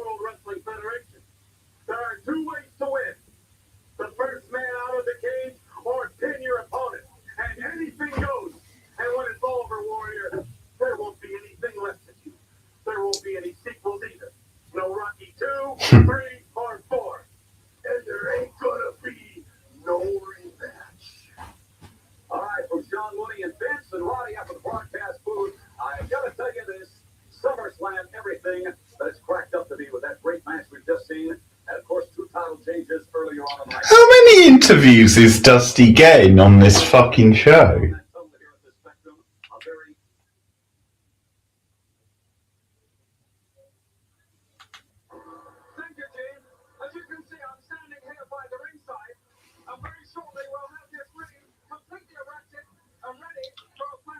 Oh, Lordell. Love Lordell. He's one of our own. He's one of our own. He's one of our own. Lord Alfred Hayes. He's one of our own.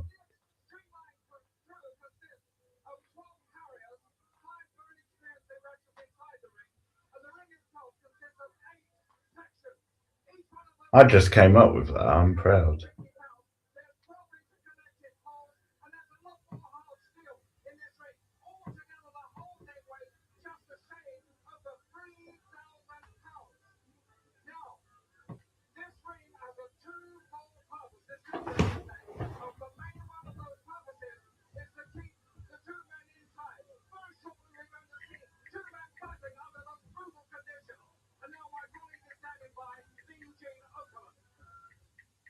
Thank you, Lord Albert Hayes. Oh, come on in.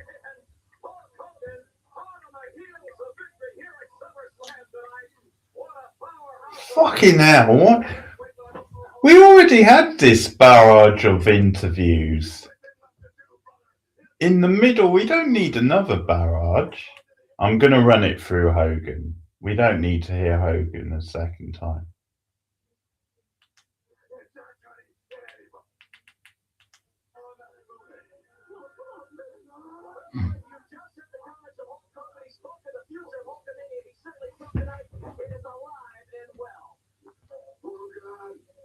I'm not finished with it. The war has just begun. And it's not only you, Hogan. Boss man, I'm coming for you too. What you did to me, what you did behind my back. It just makes me nuts, and I'm gonna get it. I'm for you, Hogan. I'm not running away from you. Anytime, anywhere. But quick, one big earthquake. You imposed 2 earthquakes on Hogan, yet it didn't stop it. It wasn't enough tonight. I don't know what Hogan's been doing, but it's obviously worked tonight. But next time, I'll inflict more damage before I give him the earthquake. And next time, you won't be watching on Hogan. That's an earthquake insurance, Hogan. You better get it. Nothing's gonna stop the earthquake. Jimmy, I look at predictions tonight. It didn't pan out, either with Dino Bravo at ringside. Boss man was out there with a stick and a steel chair, and they still could stop the earthquake. Nobody's gonna stop the earthquake. Hogan, you're gonna play. It's only the beginning. Clearly, it's not over yet. Between the earthquake and Hulk Hogan. Let's go back to ringside. Vince. All right, indeed. Wow. I guess it's not over, but it's only beginning here for our steel cage main event. And standing by, I believe, right now, being Steve Oakland and his guest will be the champion. Yeah, I don't remember this show having so many interviews.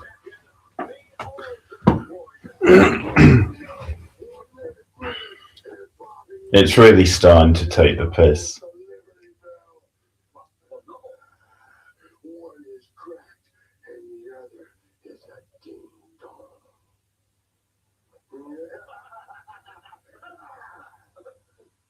Ultimate Warrior, your destiny lies before you. Just as our forefathers marched straight to the unknown, so you must take another step in your reign as the World Wrestling Federation champion into a virtual unknown. That being a 15-foot high steel cage. And you take that trek knowing full well that the man you meet inside the cage has once before defeated you. We're in the course of the human village. It becomes necessary to protect my inalienable right to be the World Wrestling Federation champion. I must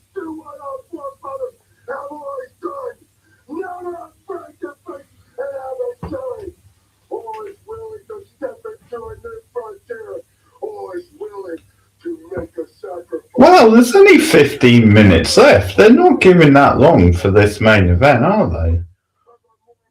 Warrior's still doing his interview.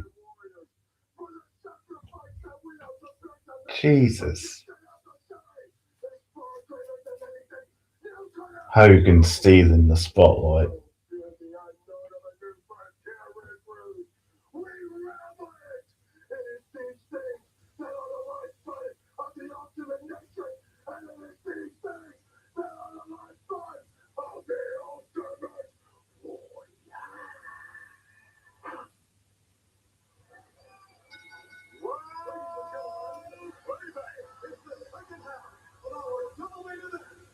This contest is for the World Wrestling Federation Championship and will be contested within the confines of this 15-foot-high steel cage.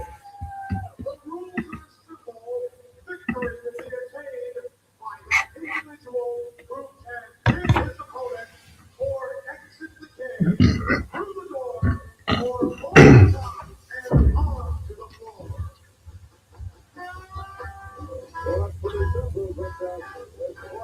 Oh, we've got the crappy dubbed in jazz music.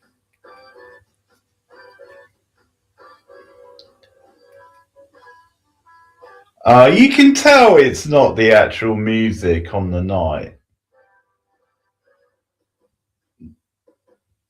The dub is awful because it's completely blurring out any crowd noise. You can barely hear Vince over it. Oh, a fan had the ultimate mistake. That's pretty funny. Unless it's like a pro Warrior sign and they're saying Rick Rude's making the ultimate mistake. But maybe he's a heel fan. Maybe he likes Rude, or maybe he's being smart, saying putting the belt on Warrior was a mistake. I don't know.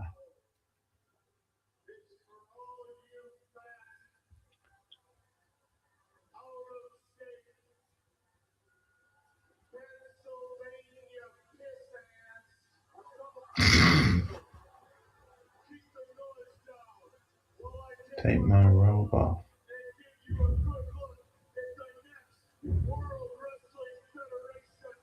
Rare main event for Rick Rude, especially in the WWF. More common in WCW, but more of a mid-carder in WWF. That music sucks.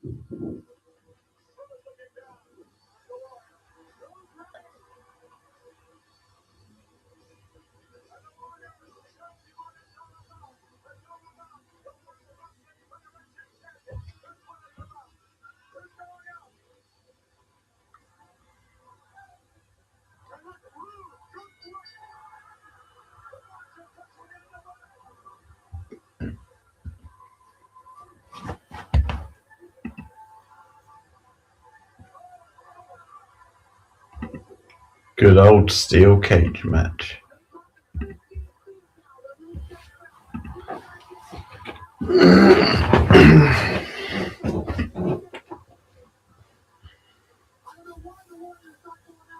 I think my singing scared MOT away.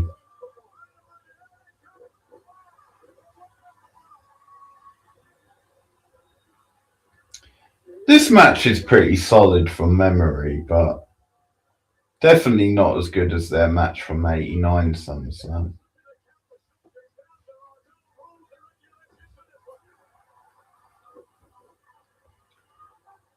And that's the thing about this show. I think it's been solid, but overall there's not been like a standout match. Like SummerSlam '89, you got 2 or 3 at least standout matches, which I think for the era is pretty good. It depends what you mean by standout match, but Warrior Rude was really good. I really liked the Fabulous Rougeaus. 6-man tag, I think it was. That's really enjoyable. Brainbusters Hearts was very good. Really good opener. And the main event sort of delivered what you would hope for the match, even though it wasn't necessarily a great match, but the characters and stuff and the drama.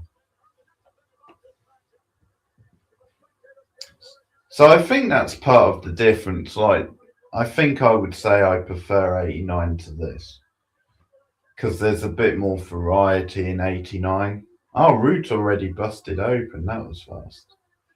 Bit more variety. I think the pacing is better in the '89.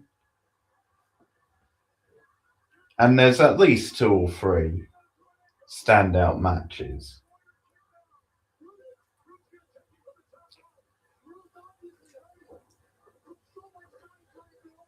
Because even the filler in '89, I don't think there was as much filler in '89. And even the filler kind of served a purpose. Some of the filler on this you definitely could just put on TV or something.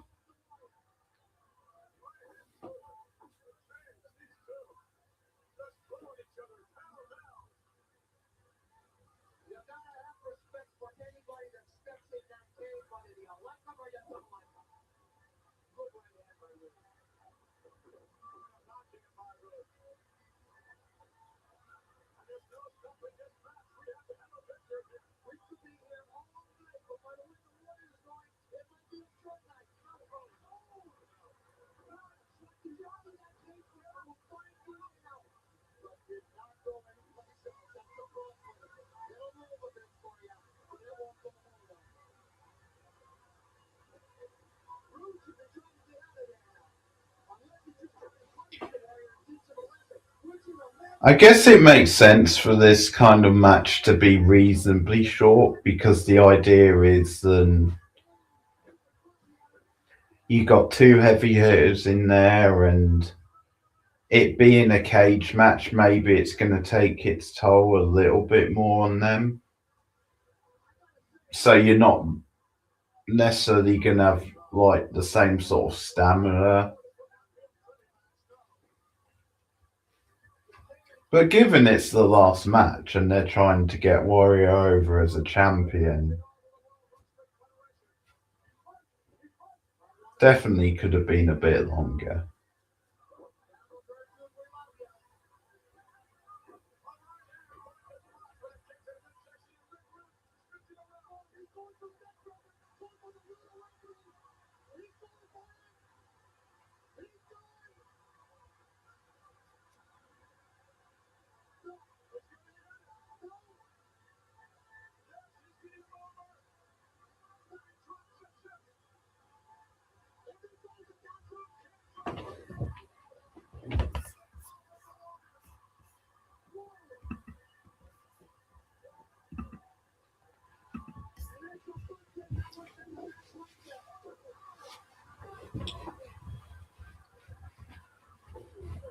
Shows you how important the Rude Awakening is.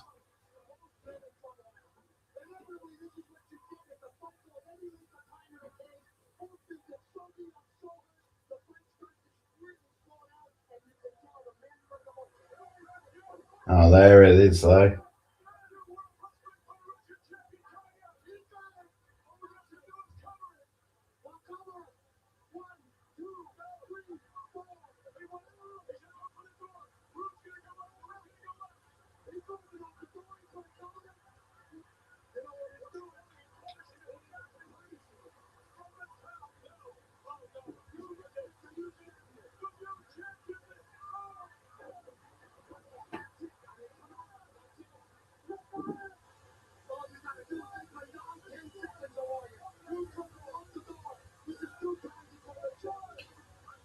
Well, he's tired though, Piper, you dickhead. When you're tired, you don't just bounce up and get out the door. Went to the well too many times.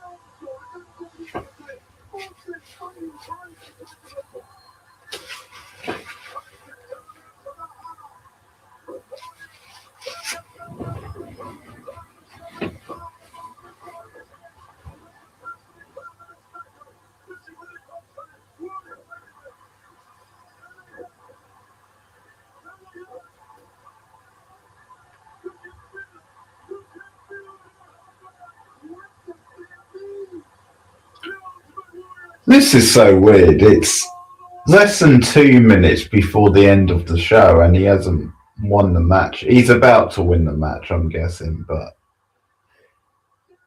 not much time for a celebration. I'm not sure I can remember seeing that before.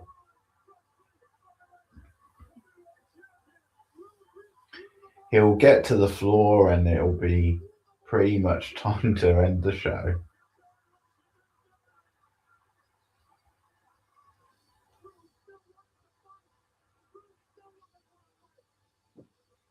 Pretty good pop.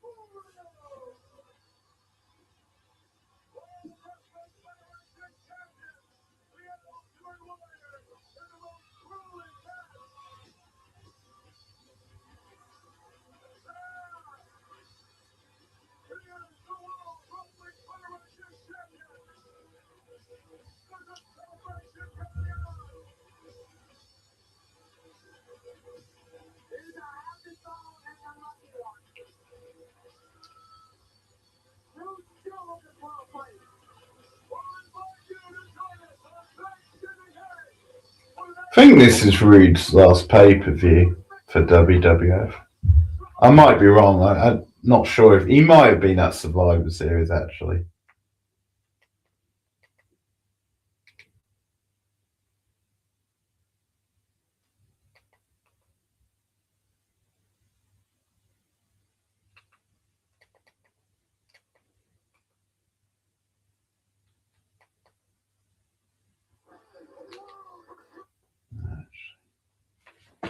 Okay, thanks MOT and whoever else checks out this stream.